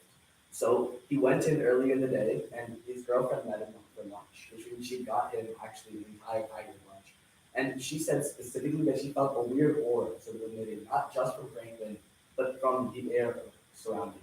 For example, there was a black pickup truck parked in the parking lot of that very Walmart, which again gave her a very weird vibe. But regardless, Franklin didn't know about this, and his girlfriend didn't want to tell him. So he went in and left at around 11:20, arriving back at his apartment in Lincolnwood Terrace at 11:40 p.m.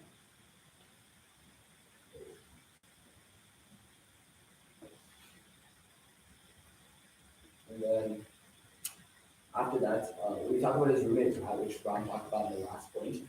He was in Cleveland for a relative's funeral, and his girlfriend was also supposed to come over that night, but due to the weird aura that we talked about just earlier, she actually decided to stay home and not meet up with him, which those two things led to him actually being completely alone in their apartment that night, which isn't out of the ordinary, especially for a 26-year-old man, but unfortunately, it was probably the biggest cause of his demise.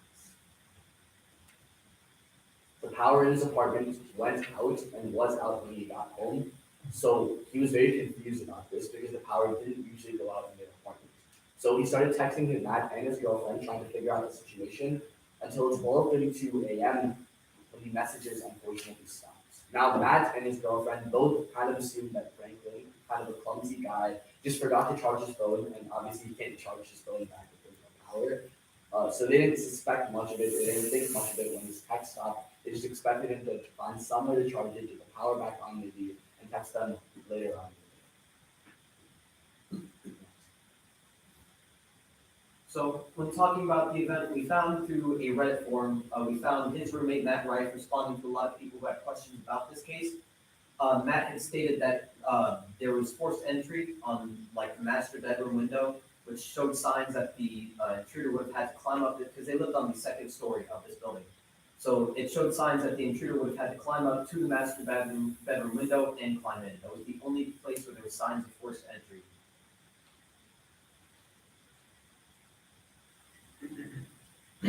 So we believe, also Matt believes that the intruder had stayed within the apartment until Franklin had returned home, whereupon he was attacked. Because of this, we believe there was a lot of planning involved. We found through Akron Beacon Journal that there was nothing stolen from within the apartment, so it was not a robbery gone wrong. We also found through News 5 Cleveland that Franklin had been shot multiple times. We weren't able to contact the Kansas City Police Department to figure out exactly how many times, but we were able to find that there were multiple bullet casings found all along the floor. When we talk about the immediate reactions from both his friends and his family, starting off with Matt, his roommate, he returned home the next afternoon or the next day, hoping to check on the power outage situation since he still hadn't gotten text from Franklin. But unfortunately, when he opened the door and unlocked the apartment, he found Frank lying on the ground, which obviously sent him in a state of shock. In fact, at first, he thought Frank had just tried fixing the power outage situation by himself and ended up getting shocked by voltage drops. But it wasn't until he noticed gunshot wounds that he realized the situation was far more dire than just a quick shock. That's what I was talking about right there. But when he saw the gunshots, specifically the gunshot wounds on Franklin, he called 911, and obviously, that unfortunately, it was too late for Franklin. He had gotten shot hours. So the intruder obviously had been long gone, and there was no real signs of any sort of forced entry other than the window being open. But when the police arrived later that day, they secured the scene and unfortunately found Frank is dead. Obviously, it sent a lot of ripples and shockwaves through his friends and his family, his close circle, because as we talked about earlier, Frank was a very sociable person, a very friendly guy, and there's no real exigence for anyone specifically targeting for any sort of large-scale passion crime. So that's what caused a lot of the confusion and a lot of the ruckus surrounding this case. And that's what's left people confused to this day, including his roommate Matt, who just a couple of years ago was discussing this case on the Reddit forum, which allowed us to get a lot of this information, specifically on how he felt when the incident happened, what he thought was going to happen, he opened the door, and again, what the police told him after this occurrence. So about the killer, we have no idea who it possibly could have been. We have no anybody who could have been a possible suspect either had an alibi or just wasn't around at the time. Matt had created a list of people who were familiar with the apartment complex, but again, all of them had alibis or just were not in the area at the time. And because of that, there's been no advancement since 2015. So explaining why the investigation was unsuccessful, when we contacted Kent City Police Department, that was our first step, and it took us a while before we actually were able to get a hold of somebody, which we got hold of the director of the cold case department, in which he said he had never heard about this case before.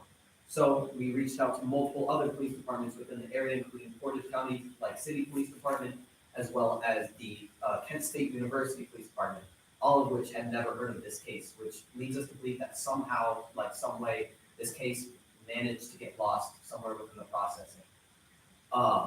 As for why and nobody around was able to hear these gunshots, it was July in a college town. either their neighbors were either out of town or there were a lot of fireworks going off at the time, so most of the neighbors most likely believed that it was fireworks, not necessarily gunshots. The apartment complex didn't necessarily have a secure security system. There were no like cameras available, nothing like that. As well as the fact that that singular apartment power had been out. And like I said before, all records of Franklin has just disappeared. We'd like to thank Akron Journal, The Forger, which is a podcast, which also did research on this. They were able to get had a hold of the detective in charge of this case, so they were able to find a bit more information, which confirmed the fact that somebody did end up climbing up the side of the building to get in through the master bedroom window. We'd like to thank the Kansas City Police Department for any information they were able to give us, as well as Sarah Cook for informing us on who Franklin was as a person. Overall, Franklin was a very friendly guy, very sociable individual. He didn't really seem to step on anyone's toes specifically. But obviously, he seems to have made some sort of mistake in the essence that this terrible crime has been committed to him. What we hope to do through this presentation is first spread the information about what happened to Franklin, but more importantly, hopefully get more information or get the word out there for more people to potentially find or introduce new information to the case. Obviously, it seems like a lot of this information has been misplaced, and the only real accounts that we have from people that are from people that were close to him, people like Matt and his girlfriend, who talked publicly about the case. So overall, we have to bring more attention and light to this. Are there any questions? Was there anything stolen from the apartment? No. So obviously, like as we said before, it seems to be more of a passion crime. And at the point where the intruder, was supposed to be sitting up in the apartment for multiple hours beforehand, and it didn't really seem like they had anything to steal. Because if they had something to steal, if there was a robbery gone on, they probably would have just taken it and left. They pretty much had no problem getting him out. So it seemed to be more like supposed to be a murder as opposed to a murder. So do we know whether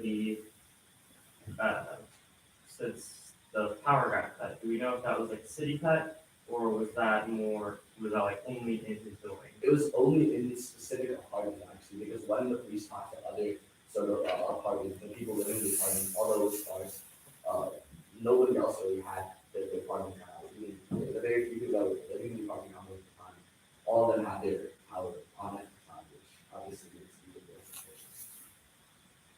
How many times was he shot and was it close or far? We weren't able to find that information. We did try to reach out to the Portage County Coroner's Office, and they said that we needed permission from the Kansas City Police Department. But considering they didn't know about this case's existence, they weren't able to give us permission. All we know is through the Akron Beacon Journal, where they stated that multiple bullet casings were found on the floor. So we do know he was shot more than once, but we do not know where or how close. So you mentioned that that they entered into the master bedroom window, and that was forced entry. Was it like aggressive or like how did they find that the window was open? Was it like shelved open or just slightly open? I mean, obviously it would have to be open enough for an individual to walk in, or not walk in, but climb in. So it was open quite a bit, but obviously, like, I can't tell you the specific date, it was like 47 degrees or something, but I can tell you that obviously it was propped open wide enough for somebody to get it, so it wasn't an accident. Did they identify any of the fingerprints, like it's like a force and here is waiting for some time in the room? Unfortunately, we're not able to. That's probably something they would have had on record, but again, we weren't able to find any records on Franklin. We're still we are reaching out to the Portage County Forensics team to hopefully see if they have any information to reach out to us for, but in the meantime, we do not. Did you know if there's any similar cases to Franklin? So that way, I know you guys said it could be passionate, but do you think it could potentially be, if there are other similar cases, someone who did this to multiple other people, and maybe that's why there's not as much information because this person could be experienced in doing something like this? I mean, as we said before, like there are not that many similar cases specifically to the location and the time period. That's why a lot of people wouldn't be suspicious. If it was like a regular occurrence, so to say, like violence was happening in the neighborhood, they probably would be like more suspicious of the actual incident as a whole. But because it's not, because obviously like, nobody was suspicious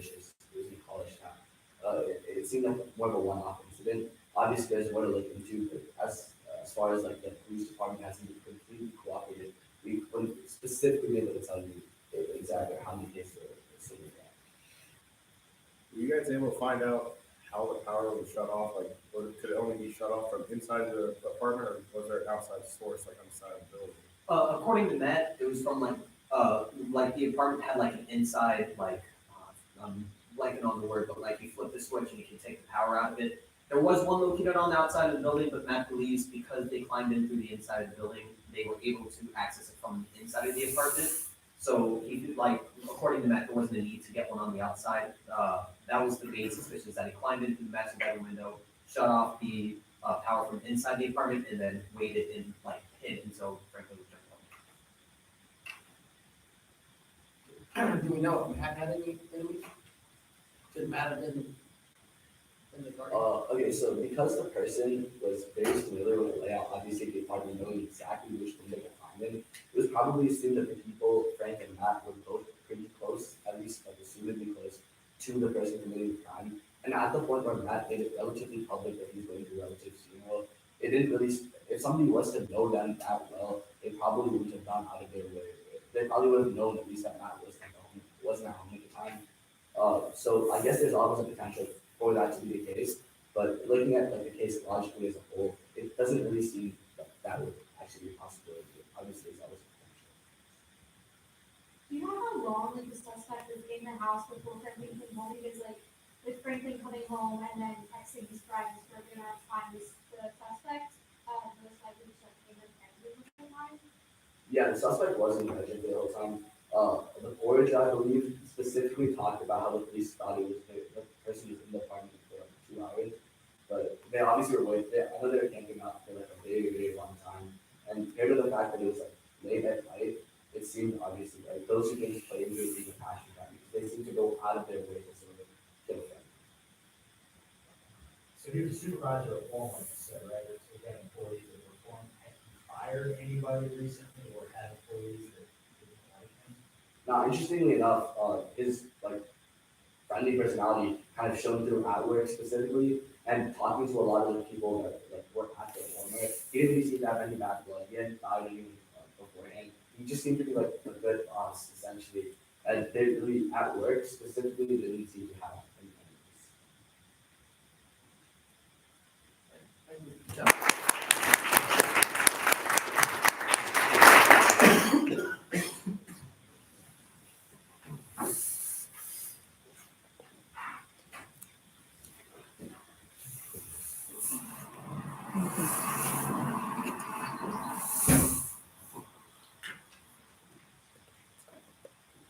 Close your eyes for a moment and imagine stepping back into time to April 24th, 1981. Picture the scene, a rainy, dreary morning, the kind that tends to wait at the soul.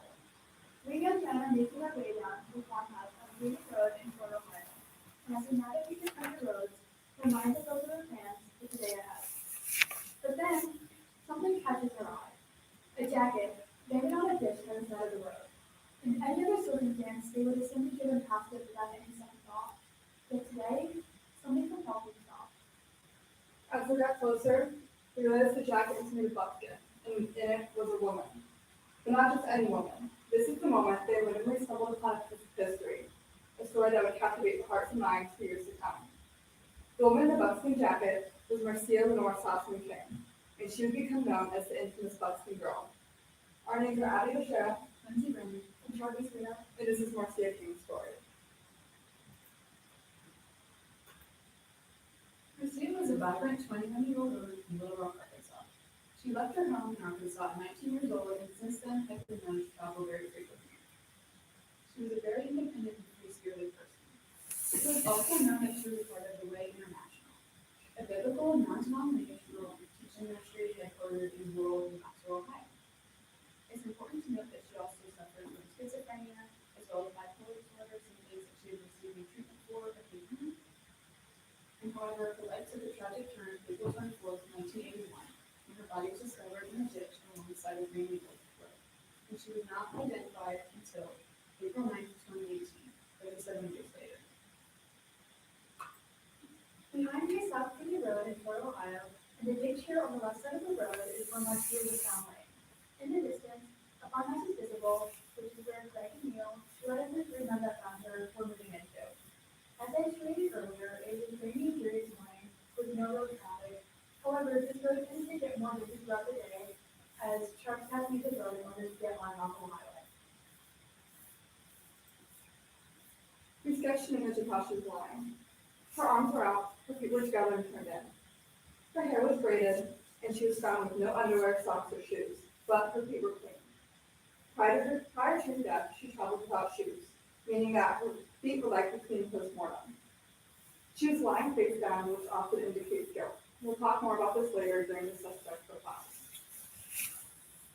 Pictured here are the clothes Marcia was found in. On the left is the sweater she was found in.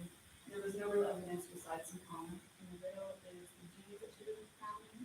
They had drag marks on the back, as well as a worn down spot in the shape of a small circle, indicating possibly that she had been dragged and then her pants had snapped on the back of the truck or car. Also, the jacket is the original Smutskin jacket that she was found in. At the beginning of this investigation, it was believed that this jacket would be a strong lead to her identity, possibly hinting at Native American heritage or Western place of origin. However, it was later discovered that there was pollen on it from California, and that the jacket had been stolen from her cousin in Louisville, Kentucky, and it was thrifted, which explains the pollen from California, and overall was kind of robust. Once her body was found that day, Miami County Coroner's Office conducted an autopsy. With that, they determined the cause of death was strangulation. However, we spoke to one county coroner investigator, James, who told us that due to the hemorrhages in her on the side of her neck and the edema in her brain, it is possible that Marcia might have been strangled as her mother was suffocated.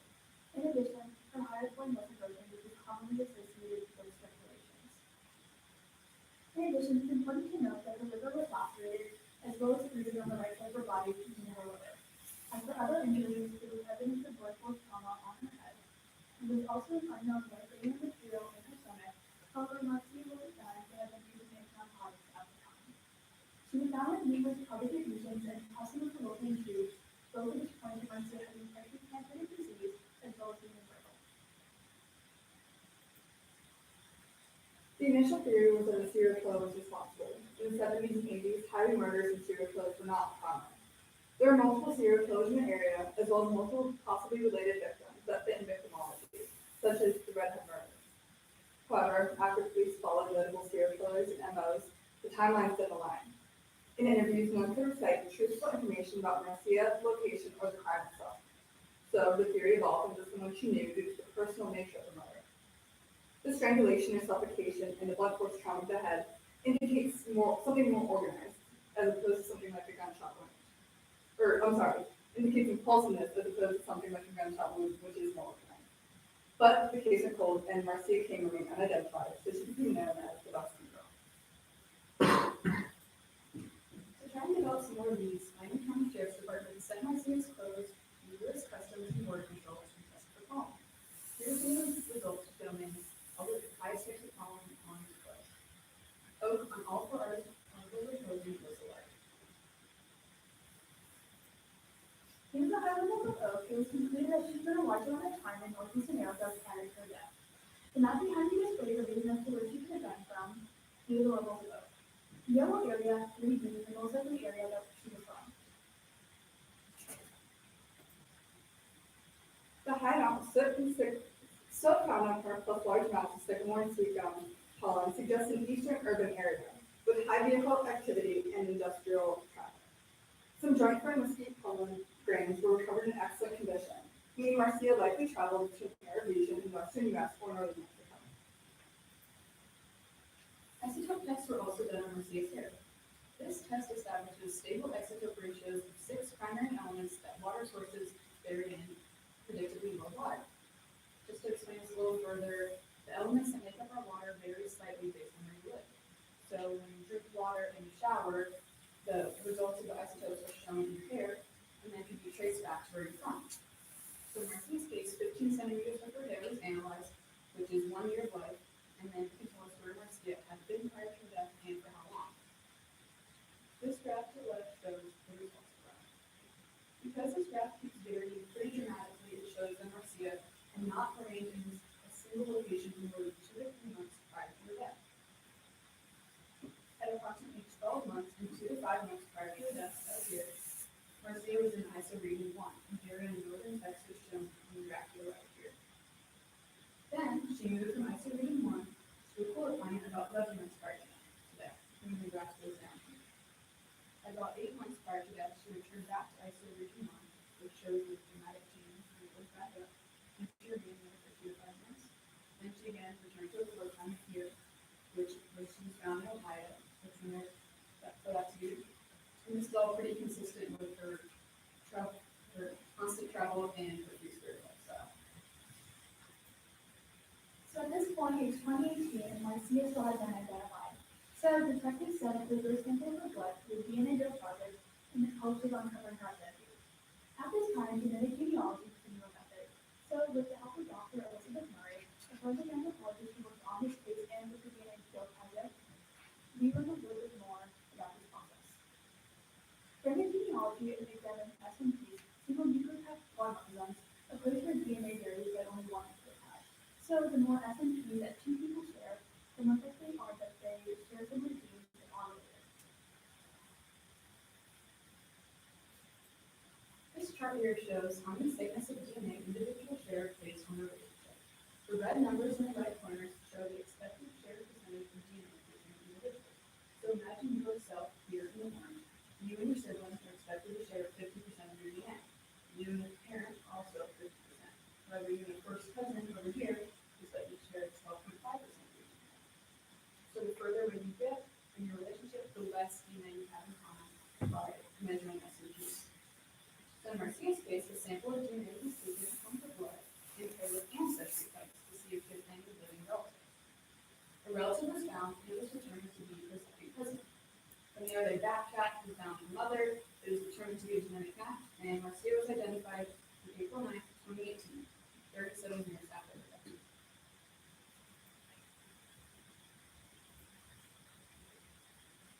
Information from Collins and isotope testing, along with information from family members, allowed police to get a timeline of her whereabouts before her death. It was known that Marcia was in Fort Worth, Texas, Point A, about 2 to 5 months before her death. Her husband was stationed in the military, and she was working on getting her GED back. Then, from the isotope testing, we know she moved to a colder climate, Pittsburgh. She traveled up to Pittsburgh, Point B, to stay with the Way at a satellite island. We know this from documentation showing she took classes during her stay. She also wrote a letter to her mom, stating that she was in Pittsburgh with the Believers. She then went to Louisville, Kentucky, Point C, to stay with the aunt cousin, while also seeking mental health treatment, which explains the small dip in isotope round. She left in the middle of the night with no socks, no shoes, and a stolen buckskin jacket that wasn't buttons. It is also important to note that during her manic episodes from her bipolar, she called herself the Indian Girl. This explains the no shoes, buckskin jacket, and the braided hair. Records show she bought a bus ticket to Cincinnati, but she never got one. However, you must go through Cincinnati, Point B, to get to Troy, Ohio, Point E, which is where she was found. Also, it is assumed she was traveling to New Knoxville, the Red Dot, as that is the main base for the Way, and is only 40 miles north of Troy. When this investigation was first conducted, 90 investigators believed that this could have been the work of a serial killer. So with that, we just looking for serial killers we thought could have been responsible for Marcia's death. Before we get into the specifics, I want to draw your attention to the map together. The locations included are a few of Marcia's known locations, and the other ones represent victims James Worley, Jerry John, the Melville Strangler, Dr. Mel, otherwise known as the accidental murderer, and a pink polygon we put on the map of the group of murders known as the Redhead Murders.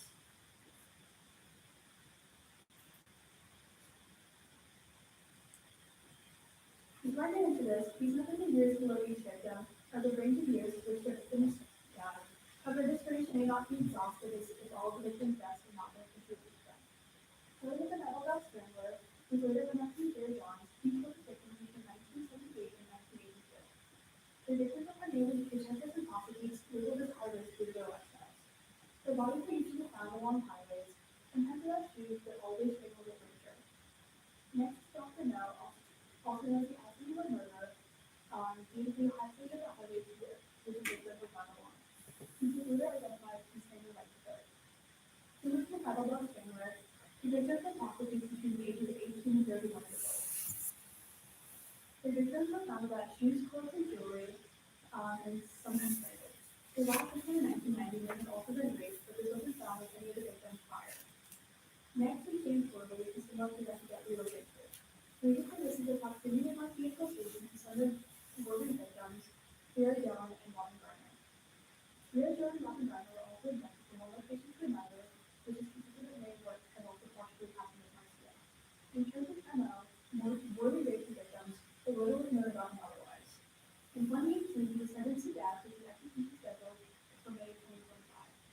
And last is the Redmond murders. This is being used for a group of unsolved homicides that led to female in Tennessee, Arkansas, Kentucky, Mississippi, Pennsylvania, and West Virginia. Victims remain unidentified for many years, their bodies found along major highways. The biggest thing that victims have also been hitchhiking or also engaged in prostitution. So with this, it's clear there's some overlap between these cases and Marcia's case. However, it is important to note that there are also some overlaps. Remember when you saw Marcia lying in the stage? She was face down, her arms out, and feet and returned. When judging the body, they did not lie as she did, meaning she was likely positioned this way for this time. Her arms out and feet together could be symbolic of the cross. We know Marcia was part of the Way International, and she was likely headed up to the Way headquarters in New Knoxville, Ohio prior to her death. For some context, the Way's beliefs appear to be similar to those of Christianity. However, when researching accounts of Capstone members on a social media platform called Reddit, they describe it as cult-like. There have been stories of manipulation, brainwashing, censorship, sexual abuse, as well as teaching that mental illnesses and homosexuality are correlated to that. There have also been allegations of sexual assault from at least one higher up in this group. So her death being related to the Way cannot be ruled out and is not unlikely. Also, it's important not to rule out the possibility that this person or these people have committed murder before. The fact that she is lying down typically indicates guilt. However, we believe this guilt not to be in that of the killer, but in that of Marcia. At the time, mental illnesses were not talked about and pretty stigmatized. So if religious, the killer might believe that Marcia should feel guilty for her sins. The sins that could be related to her mental illnesses, or the story that she lived her life. This could also be symbolic of her looking down to hell as she is laying face down. Also, as previously stated, her feet were clean. The act of cleaning feet is symbolic in Christianity of the cleansing of sins, which the killer may have been attempting to do by cleaning her feet post-mortem. In no way are we blaming the Way for this crime, just someone who might be connected to the Way that explains how Marcia made the killer. As previously stated, we as well as the Miami County Sheriff's Department thought that Marcia could have been the victim of a serial killer. This could have been one of the ones previously listed, or one that hasn't been identified yet. However, other theories have developed since. One theory is that Marcia was killed in a one-time encounter. She possibly hitched a ride to Cincinnati in an interaction with Black. This could have been sexual, religious, or some other reason. The killer panicked and murdered her in the heat of the moment, and then dumped her body in a less populated area like the side of the road. We spoke with Donna Humphrey, an investigative journalist, and she proposed a few ideas. Although the autopsy found no signs of forced sexual activity, there might have still been a sexual component. This also could have been the work of a female. Marcia could have engaged in sexual activities with a woman, which would explain why no DNA was left behind. If a female did kill Marcia, it's more indicative of a religious connection with her death. It's also possible that both the man and the woman could have done this together. Moving to people of interest, it's possible that this could have been done by a truck driver or someone she hitchhiked with. When police conducted their initial investigation, there was one person that stuck out. Typically, Marcia's name is pronounced Marsha. Only close family and friends knew the correct way to pronounce it. However, there's one individual who pronounced her name correctly by only looking at her name. We also spoke with Miami County Sheriff's Department and requested an autopsy report by Miami County Coroner's Office. Through information gathered, a piece of evidence was found under her clothes and is currently being tested and could lead to developments in the case. Also, everything we've said represents our own ideas concluded from our own research and is not necessarily related to the ongoing investigation. We are in no way accusing anyone or any group of people. We are just stating our own opinions and findings. Marcia's case is an example An example of the advances made in the field of forensic sciences, and how even after 37 years, she was able to identify. Marcia's case is an example of hope, how justice is still needed for cases like hers where questions remain unanswered. I hope that today you learned something about who Marcia was and her story, and I hope that tonight you all go home with understanding the victims and the witnesses. If you are here tonight because you lost someone, I am deeply sorry for your loss. Tonight, let us uphold the lives and memories of the 12 individuals honored these past 2 nights and continue to seek truth and justice in our world. We would like to thank the many individuals who helped us get Marcia's story back out there tonight. Detective Jacob and Miami County Sheriff's Department for speaking with us. Dr. Murray at Massachusetts University for working with the United Genealogy part of the case and guided us immensely. Dr. James, who's landing in his corner. Chad Jones, who's currently Warren County's corner's investigator and guided us immensely. And Madonna Humphrey, an investigative journalist for her opinions. And most importantly, we would like to thank Mr. Hubbard, the instructor of the culture program here at Mason, for everything he's done for us and that we're students here tonight. If you have any information on this case, we ask you to contact me, the Miami County Sheriff's Department, and the address, phone number, or website listed behind. Thank you all for being here today, and we welcome the board and your questions.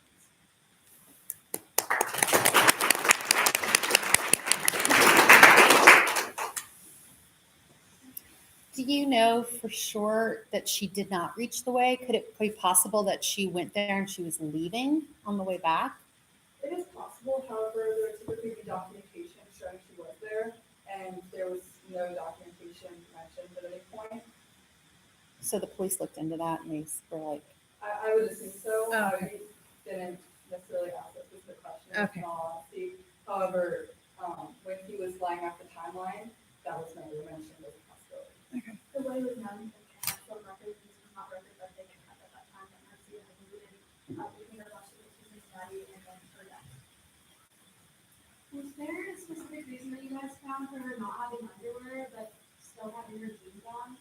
So Marcia, with a creative lifestyle, that could have been a sense of freedom for her, as that is common with some women during that time period, to not wear underwear, as just a sign of freedom. However, it could have just been something, she left her stuff to move on a brush. It could have been part of that, but there was no clear reason why she did not want to wear. Going off of what she said about if she was out the way or not, was her body found like going this more down to the way, or like was it on the right side of the road or the left side? Like it was about 5 minutes off the highway and kind of the country road. It was on the left side, I believe,